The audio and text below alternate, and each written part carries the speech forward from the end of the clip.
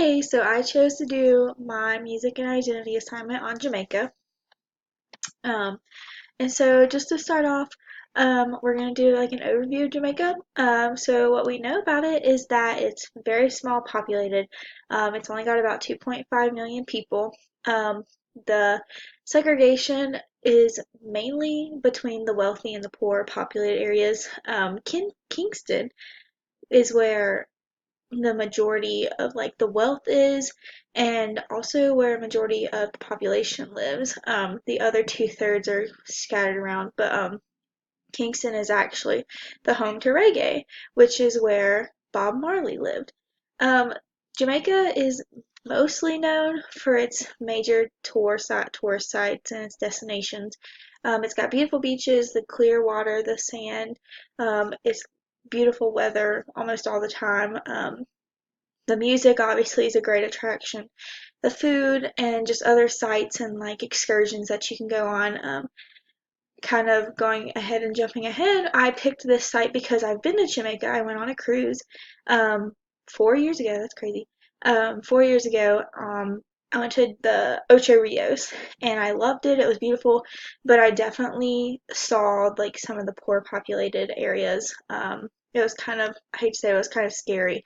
You saw a lot of really big fences up and people were begging for things that, and we were told like on the cruise ship that we weren't allowed to talk to people that was outside of our destination. So it's kind of like it's got its beauty, but it's also got its issues at the same point. So what is reggae? Reggae came from Kingston, which is what I said earlier. It's one of the like number one things that Jamaica is also known for besides its tourist attractions. So it feels like a walking rhythm. The textbook emphasizes that it's offbeat, so instead of being like 1 and 3, it's 2 and 4. And a lot of people like might not realize it that most songs like popular like pop culture music is a normal beat, but you can definitely hear a difference in reggae. Like you can kind of be like, oh, like it's a little bit off. We got some major artists. Obviously, we have Bob Marley and then Jimmy Cliff, Burning Spear. Bob Marley was with the Wailers, which was like one of his first things before he kind of like did his own. It was I can't remember his name, but um, he did it. It was him. It was Bob Marley, a guy named with the last name of Whaler, and one other man, and they formed their band, and that's kind of how they got started. Reggae, you normally see like the traditional dreadlocked hair, the colors of the flag, the red, green, and yellow.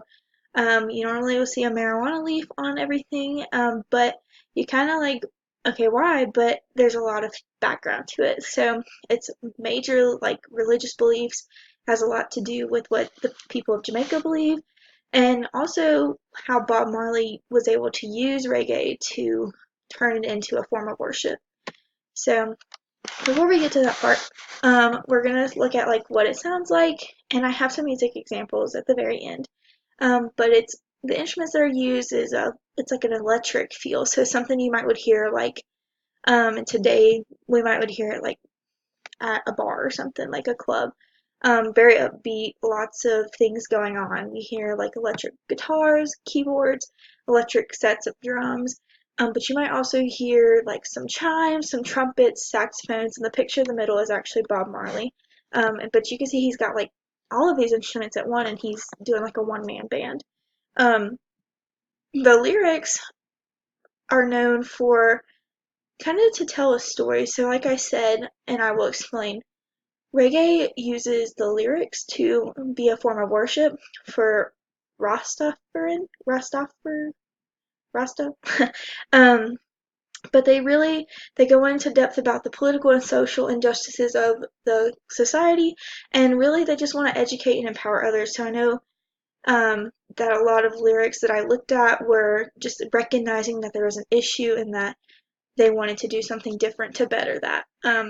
But moving on to Bob Marley, he's easily the most famous reggae music artist that we know here. They know there. There's a statue of him on the island, but he's very recognizable. You know, you see the three colors, you see the flag and the instruments, and that's the first person you think of. But he began singing in 1960 with the Wailers by two other artists. They sung about the poverty and the life in the Kingston area because while it was full of wealth, there was a lot of poverty, and they lived in that area.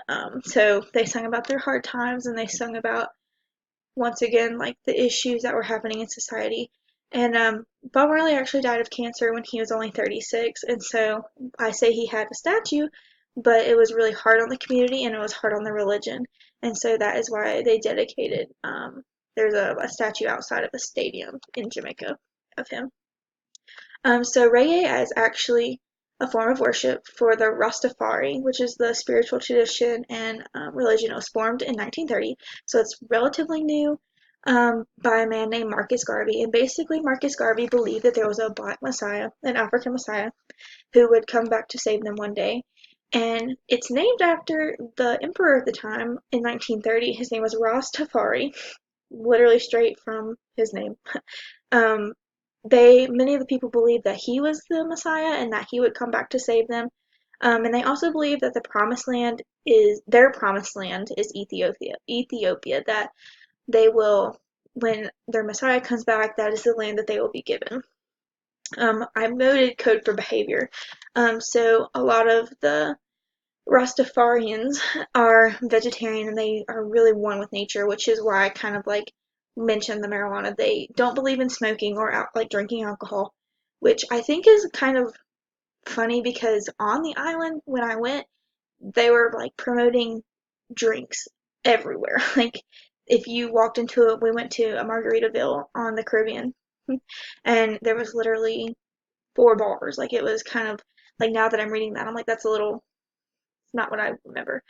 But they believe that smoking herbs like marijuana is actually good for your soul and good for your health. So that is their code for behavior. They mostly reside in Jamaica, but they also can be found in Europe and the United States, mostly among young African people. And it's also a form of worship. So I have a few examples, maybe. We'll play. I'm gonna fast forward it.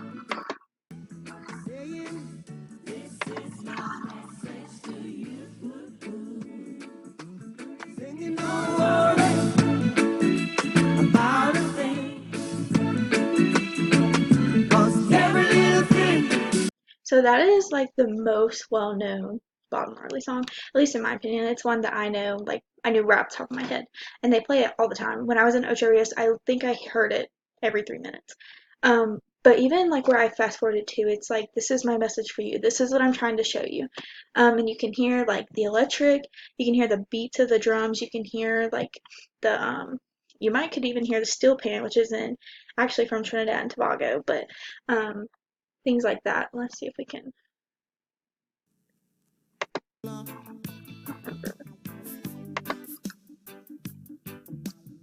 There's no prescription for me. She's the one, the only remedy. Okay, so I really fast forwarded to that point just so you could hear like the instrumentals. Reggae is supposed to be like uplifting and fun and, you know, like I said, electric. So these two I think are the best examples that I've heard that definitely give you that feel of hearing everything. And then like I said, oops, my interest was because of my cruise, so I included some pictures because it's absolutely beautiful.